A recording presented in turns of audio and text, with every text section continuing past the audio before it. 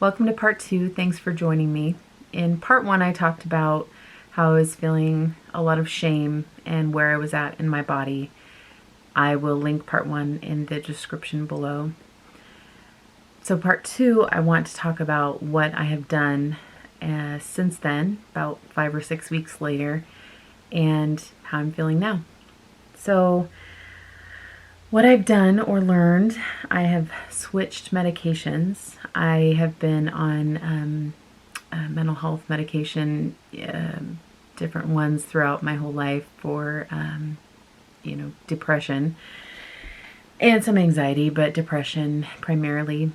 So I switched to, when I had Delta, I had postpartum depression. I didn't have that with Dana, and so the doctor added another antidepressant, and I ended up going off of that, I want to say 6 months or so after she was born. And then now we have added another medication. I may do a separate video of what medications I'm on and have been on. I don't know if that would be helpful or not, because medications are different for everybody. So I guess if you want to hear more about that, let me know.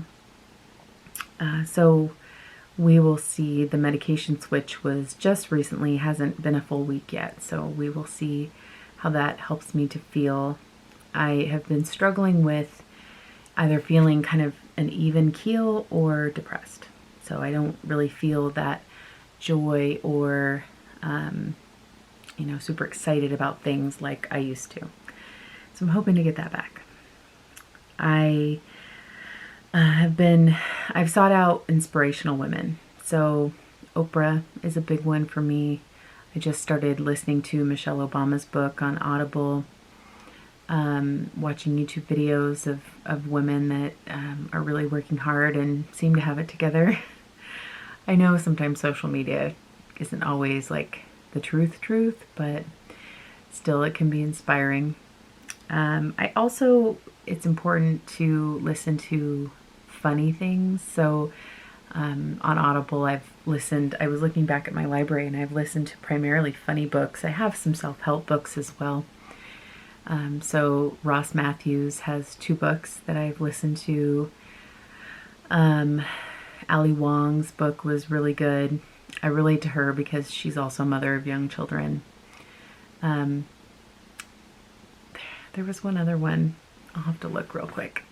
There's one called #MomSoHard.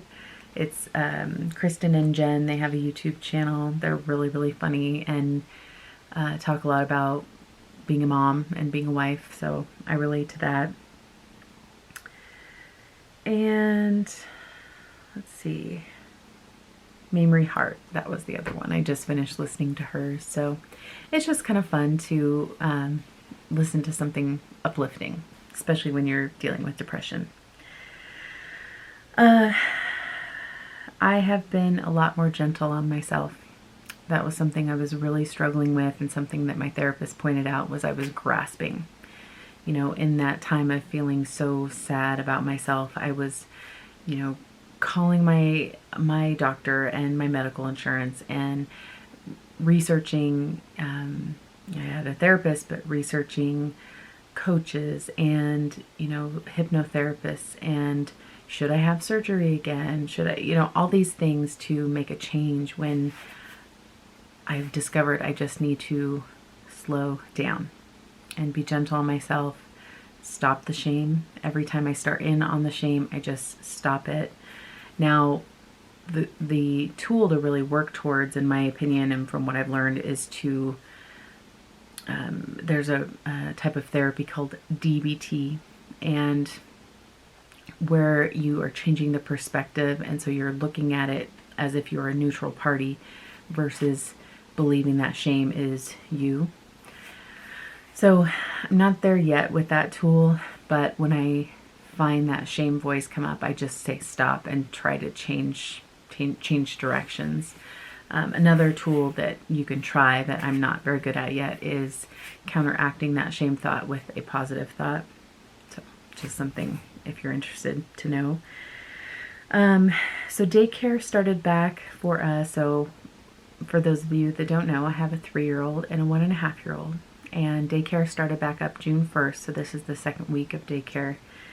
And they're in there full time. I've really tried to schedule in some decompress time.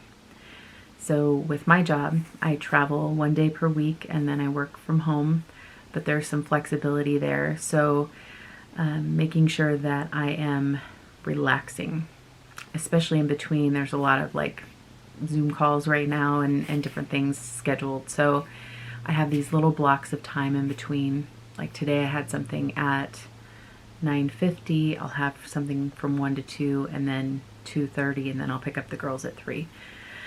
So the 2:30 is a chiropractic appointment. But trying to really make sure that I sit down away from my desk and just chill out for a little bit. The last thing I have done is use my voice. And that's a big one that I was missing because I was falling into that trap of, I'm just a mom now. You know, I'm just a mom. I'm just cleaning up the house. I'm taking care of my kids. And that's it. And I don't get fulfillment from that. I mean, I do, but I need more. And I'm discovering that. So using my voice to talk to my therapist, talk to my friends, talk to different people about what's in my heart. And in my heart, I want to help people and I want to share this journey I'm on so that we can do it together. And I know I'm not the only one out there struggling with this, especially right now in this crazy world we're living in.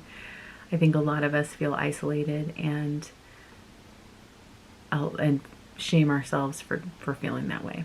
So using my voice helps me, and my hope is that it will help you eventually, like it used to.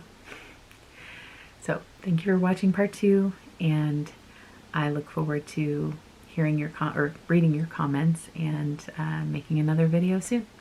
Thanks for watching.